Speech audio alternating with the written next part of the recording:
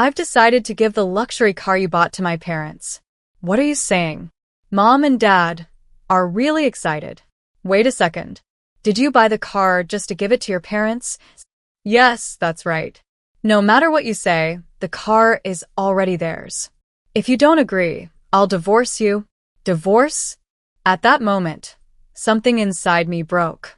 I had always held back, but hearing him say that was too much. Fine, I said. If that's how you feel, then I'll do it. My name is Barbara. I'm 40 years old and work in an office. I live with my husband, Anthony, and our 9-year-old daughter, Ashley. Anthony and I both have stable jobs, so we live comfortably. Ashley is growing up well, and I try to stay happy in my own way. But not everything is perfect. My biggest complaint is about Anthony and how he treats his parents. Don't get me wrong, I think it's wonderful that he cares for his mom and dad. But sometimes, it feels like he cares about them more than he does about me and Ashley. This has been a problem for years. One of the worst moments was when I went into labor with Ashley. I called Anthony at work and told him I was having contractions. I asked him to come to the hospital because our baby was about to be born. But Anthony said, "Sorry, I can't. My mom burned her finger, and I'm going to their house to help her." I couldn't believe it. How could he think his mom's burn was more important than being there for the birth of his child? It turned out that his mom had touched a hot pen by accident. The burn was small, and all she had to do was cool it under running water. She was fine, but Anthony rushed over like it was a life-or-death emergency. It wasn't just his mother I was upset with, it was Anthony, too. Why couldn't he see how important that moment was? Another time, when Ashley was turning 1, we planned a special celebration for her birthday. But my in-laws had scheduled a trip and asked Anthony to drive them to their destination.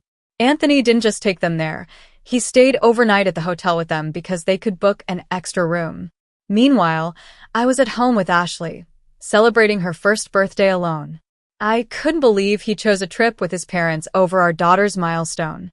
Anthony is a hardworking man, and he's usually kind to me. But when it comes to his parents, he always puts them first. I've tried to understand, but it hurts when Ashley and I feel like we're not his priority. And now, with the car situation, I'm wondering how much longer I can live like this. I started feeling distrustful towards Anthony after everything that happened. This wasn't just a one-time issue. It kept happening again and again. But even though I was hurt, I couldn't bring myself to divorce him. I still loved Anthony, and I didn't want to take away my daughter's father just like that. Anthony wasn't completely uncaring about our daughter, Ashley. He showed that he loved her in his own way, so I held on to the hope that one day he would put her first. But since Ashley was born, Anthony has never celebrated her birthday with us.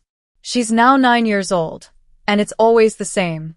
He seems to think that celebrating her birthday is something I should do by myself. I've tried my best to make sure Ashley doesn't feel lonely on her special day. One year, I even thought about inviting Anthony's parents to celebrate with us. When I asked them, they said, "It's too much trouble to come over." I was shocked. Sure, their house is about 3 hours away by car, but Anthony never thinks twice about driving that distance to visit them. Yet for them, it was suddenly a hassle to visit us for their own granddaughter's birthday. It felt selfish to me, but that wasn't even the worst of it. My mother-in-law is difficult in many ways. From the moment Ashley was born, she made it clear she wanted us to have a boy. She even said, "I told you I wanted a boy. Why didn't you listen to me?" I couldn't believe what I was hearing. Who says things like that? It's not like you can choose the gender of your baby. And honestly, why does it even matter? Anthony's family isn't some noble, traditional family where a son is necessary to carry on the name. My mother-in-law is just old-fashioned and stuck in her ways. She even shows less love toward Ashley because she's a girl. It breaks my heart to see her treat our daughter this way. Anthony, on the other hand, always tries to please his mother. I think that's one of the reasons he doesn't celebrate Ashley's birthday with us. He doesn't want to upset his mom by making her feel like we're prioritizing our family over hers. There have been other hurtful moments, too. One year, Anthony took me to his parents' house for their New Year's family gathering. My mother-in-law used that time to pick on me constantly. She'd say things like, "Barbara, why can't you move faster? Look, that person has an empty glass. Why don't you pour them a drink?" She treated me more like a servant than a daughter-in-law. It felt like she enjoyed bullying me. These moments piled up over the years, and it became harder and harder to ignore how much Anthony's loyalty to his mother was hurting our family. I was working in a brothel. She made fun of me in front of everyone, especially the relatives. She'd say things like, "My son is amazing, but his wife is a disaster. All she does is sit in an office and enter data. How does she not get bored doing such a meaningless job?" I couldn't believe her words. I've explained to her so many times that my job is not data entry. I'm an engineer. But she either doesn't understand or just refuses to listen. And even if I was doing data entry, why does she have to look down on it? That's a perfectly respectable job, too. It's not just me she ignores. She does the same to our daughter. For example, every New Year, she gives gifts to other relatives' children but skips our daughter entirely. It hurts me to see her treated like she doesn't matter. And what's worse is that Anthony never stands up for us. Whenever his mother insults me or our daughter, Anthony just sits there laughing along, pretending it's no big deal. Sometimes he even adds to the criticism, jokingly saying, "Yeah, my wife isn't great without me." It feels like he's trying to impress his family by putting me down. I stayed patient for a long time because I didn't want to take Ashley away from her father. But as the years went by, my love for Anthony slowly started to fade. It's hard to love someone who doesn't protect you or your child from unfair treatment. Then one day, Anthony came to me with a request. "Hey, there's something I've been thinking about buying," he said. "What is it?" I asked. "A car? A cars?" I was shocked. Anthony had never shown any real interest in cars before. Why all of a sudden? "Well, I've been driving to my parents' house a lot lately, and I thought it would be nice to get a new one," he explained casually. "We live close to a supermarket, and I don't drive much. I'm not very interested in cars, so I figured if he wanted one, he could handle it." "Well, it's up to you," I told him. "You're the one who drives it the most."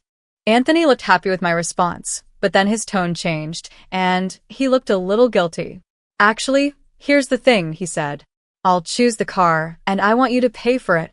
I was stunned. Anthony wanted a car but couldn't afford it himself. He expected me to pay for it. The truth is, my salary has always been the main support for our family. When I was on maternity leave, Anthony didn't contribute his income to the household. I had to return to work right after giving birth, just to make ends meet. I'm an engineer, and I've worked hard for my career, yet Anthony keeps taking my efforts for granted. This car request felt like the final straw. I talked to my company and arranged to work remotely from home so I could balance my job with raising our daughter. While managing work and parenting, I sometimes found it frustrating that Anthony used his salary only for himself and expected me to pay for big things, like the new car he wanted. Still, I decided to let him buy it. After all, when Anthony is in a good mood, he takes good care of our daughter. "Okay, are you sure?" I asked. "Yes." "Thank you," Anthony replied, thrilled. He immediately started looking through car catalogs and doing research online. Since I was the one paying, I tried to warm up to the idea. "Since it'll just be the three of us, we don't need a big car," I told him. Yeah, I know," he mumbled distractedly, not really paying attention. Anthony was more focused on visiting car dealerships and talking to dealers. After about 3 weeks, he told me he had found the perfect car and wanted to take me to the dealership. Anthony was so excited when we arrived at the store. I sat down, waiting for him to tell me what to do next. Soon, the dealer brought out the car. I couldn't believe my eyes. It was a large, luxury minivan. "Oh my gosh, are we really buying this?" I asked, shocked. "Yeah." "Isn't it great?" "I'm so excited," Anthony said with a big smile. "Wait a minute," I said, trying to stay calm. "We don't need something this big. It's way too much for just the three of us." Anthony brushed off my concern. "Think about the future. It's better to have something sleek and roomy, just in case we have another baby," he insisted. I was stunned. Even if we did have another child, this car was far too big for a family of 4. "Are we seriously buying this car?" I asked again, hoping he'd reconsider. Anthony frowned, clearly frustrated. Why do you keep saying the same thing over and over? You're making the dealer uncomfortable. You're the one who said to leave it to me. I did, I admitted, but this is not what I had in mind. Anthony ignored me, signed the contract, and finalized the purchase. Then the dealer explained the price. My heart sank. It was way more expensive than I expected. I can't pay for this all at once, I said. We'll have to take out a loan. Anthony insisted the car loan be in his name, so we went ahead with it. From that point on, we were tied to monthly loan payments for a car I didn't even want. I couldn't shake the feeling that Anthony cared more about impressing himself than making practical choices for our family. I would deposit the money into Anthony's account every month to cover the car loan payments. That's how we managed to buy the car. Eventually, the car arrived at our house. Wow. It's so cool, Anthony said, grinning ear to ear as he admired it. I thought to myself, well, if he's this happy, maybe it's worth it. But I had no idea what was coming next. One weekend, Anthony grabbed the car keys, so I asked, "Are you going somewhere?" "Oh yeah. I'm heading to my mom and dad's," he said casually. "Wait, what? You're leaving Ashley behind to visit your parents again? And you're taking the new car?" I asked, already frustrated. Anthony then said something that completely shocked me. "Yep, that's right. I've decided to give the luxury car you bought to my parents as a gift." I froze. "What are you talking about?" "Mom and Dad are thrilled about it. Of course, I'll still drive it when we go out, but it's theirs now," he said happily. I couldn't believe what I was hearing. "Hold on a minute. Are you saying you bought this car just to give it to your parents?" "Yes, that's exactly what I'm saying," Anthony admitted. "You've got to be kidding me," I said, my voice rising. "You told me you wanted the car, so I agreed to buy it. If I had known it was for your parents, I would have never allowed it." Anthony shrugged. "It doesn't matter. It's already bought, it's in my name, and I can do whatever I want with it. If you disobey me, I'll divorce you." "Divorce?" I repeated, stunned. At that moment, something inside me snapped. For years, I had been holding back, trying to keep the peace for our daughter's sake. Even though Anthony always put his parents first, I believed he cared about our family too. But now, I realized he was willing to throw us aside without hesitation if it meant pleasing his parents. "Divorce, huh? If I disobey, you'll just leave?" I said, my voice trembling with anger. "Who do you think you are?" Anthony didn't respond, so I continued. Fine. "Let's get a divorce. I don't want you around anymore. Go back to your mom and dad, mama's boy." What? Anthony said, clearly caught off guard. "I've had enough, Anthony. I'm tired of being second to your parents. I'm tired of you disrespecting me and ignoring our daughter. If you care so much about them, go live with them. I'm done." For the first time, I felt a sense of freedom. I had been patient for too long, but this was the last straw. If Anthony wanted to prioritize his parents over his family, then he could go back to them. Ashley and I deserved better. I decided to provoke Anthony, and just as I expected, his face turned red with anger. "You're mocking me, aren't you?" he snapped. "Fine then. Let's get a divorce right now." Anthony stormed off, sneering as he said, "I'll go get the divorce papers." He left for the city office, slamming the door behind him. While he was gone, I began packing my things. I called my parents, explained the situation, and asked them to come pick me and my daughter up. I told Ashley to pack her belongings as well. Soon after, Anthony returned, holding the divorce papers in his hand. "Here they are. Sign them," he demanded.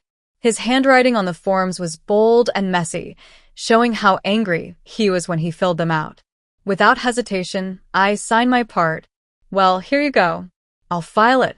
Why don't you just leave now?" Anthony said coldly. "I'm going, don't worry." "I don't need you to tell me," I replied. "You're such a terrible wife, you know that?" Anthony muttered, stomping around the house loudly. As I watched him, I wondered, why did I stay married to someone like this for so long? I regretted not leaving him earlier. But there was no point dwelling on the past. What mattered was that I was finally leaving. For the first time in years, I felt grateful to be taking this step. From now on, I'd focus on being the best mother I could be for Ashley. 10 minutes later, my parents arrived. Together, we packed up the last of my things and loaded them into their car. With everything ready, we left. After reaching my parents' house, I went to the city office to file the divorce papers. Once it was finalized, I felt an unexpected sense of relief. It was just a piece of paper, but knowing that Anthony and I were no longer married made me feel free and lighter. I decided to start looking for a new place where Ashley and I could live together. I was determined to create a better future for us. About a week later, while I was staying at my parents' house, something unexpected happened. I saw the luxury car Anthony had purchased parked outside. Curious and slightly irritated, I walked inside with Ashley. There, in the living room, were my ex-husband Anthony and my ex-in-laws, sitting together. My mother noticed me right away and quickly took Ashley to another room, giving me some space to deal with whatever was about to unfold. I stood there silently, watching them. My emotions were a mix of anger, disbelief, and a strange sense of closure. Whatever came next, I was ready to face it. My focus was now on building a better life for me and my daughter, away from the chaos of the past. I walked into the living room, and Anthony immediately started talking to me in a panic. "Barbara, what's going on with the insurance for the car?" he asked, sounding agitated. I looked at him coldly. "What's the matter with you? Why are you barging into my parents' house like this?" I replied firmly. At that moment, my ex-in-laws raised their voices angrily. "We didn't want to come here either. We came because we had no other choice." "Why are we being yelled at?" they shouted defensively. My father, who had been quiet until then, spoke calmly but sternly. "If that's the case, then leave. You're strangers to us now. If you don't go, we'll call the police to have you removed." Hearing this, my ex-in-laws became silent, clearly frightened by the suggestion. Meanwhile, Anthony, still looking panicked, turned to me again. "Barbara, seriously, what's happening with the insurance payments for the car?" he asked again, almost pleading. I let out a deep sigh. "Did you forget what you said when you signed the contract?" asked, looking straight at him. "You insisted that everything be in your name, the car, the loan, and all the paperwork. You said it was your car. So, you're the one responsible for paying the insurance." My words seemed to hit Anthony and his parents hard. Their faces turned pale as they realized the situation. Anthony had insisted on taking out the loan in his name, all because of his pride. He had wanted to show off by being the one to own the luxury car. "Well," I continued, "I didn't want that car in the first place. So, it's only fair that you're the one who has to deal with the payments." Anthony and his parents looked defeated, but then Anthony muttered something that made the situation even clearer. "Oh no," he said quietly. I raised an eyebrow, waiting for him to explain. We had a little accident with the car." "An accident?" asked, crossing my arms. Anthony hesitated but finally admitted, "We were so excited about the new car that we drove it too fast. We ended up hitting another car on the road. The front of the car is completely wrecked."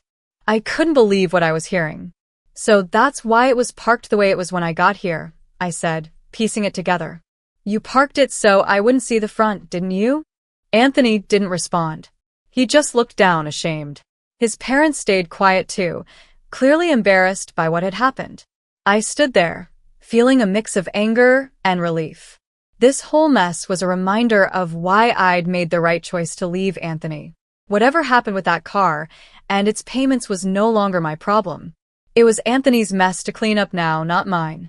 I didn't look at the car closely at first, but Anthony and his parents came to me about the insurance because they knew I had been in charge of payments. However, since the car was technically owned by the loan company, they were responsible for getting it repaired. And because they didn't have insurance, they now had to pay for all the repair costs themselves, plus the cost of fixing the guardrail they damaged. I couldn't help but wonder how expensive it would be to repair a luxury car. I was sure the bill would be huge. In the end, Anthony and his parents had no choice but to return the car. They were charged a massive amount of money for the repairs, leaving them in serious financial trouble. Not long after, I started receiving emails from Anthony. He kept begging me to get back together with him. In one message, he said they couldn't afford to pay their rent or utility bills anymore. Anthony had to move back in with his parents because of their money problems. However, things didn't go well for him there either. His parents, angry about the car and the financial mess, were very hard on him. Anthony couldn't handle their attitude and didn't want to stay at home, but he couldn't live on his own either because he had so much debt. Despite all this, Anthony kept insisting that he wanted to see our daughter, Ashley. I thought it was incredibly selfish of him to demand that now, after everything he had done. I decided I wouldn't allow it. I ignored all his emails and didn't tell him anything about the new house where Ashley and I had moved. At first, I was worried about how Ashley would feel. I wondered if she would miss her father, but to my surprise, she didn't seem to mind at all. Instead, she seemed happy and was enjoying her new life. Seeing her smile gave me strength. I made a promise to myself. I would keep working hard to give my daughter a good and stable life. I couldn't understand how Anthony could prioritize his parents over his own child. And asking me to pay for a car only to give it as a gift to his parents? That was something I could never forgive. In the end, Anthony ruined his own life. He made selfish choices, and now he's paying the price. I don't feel sorry for him. He brought it all on himself. As for me and Ashley, we're moving forward. I hope that from now on, we can live a happy life together. Ashley deserves a bright future, and I'm going to do everything I can to make sure she gets it.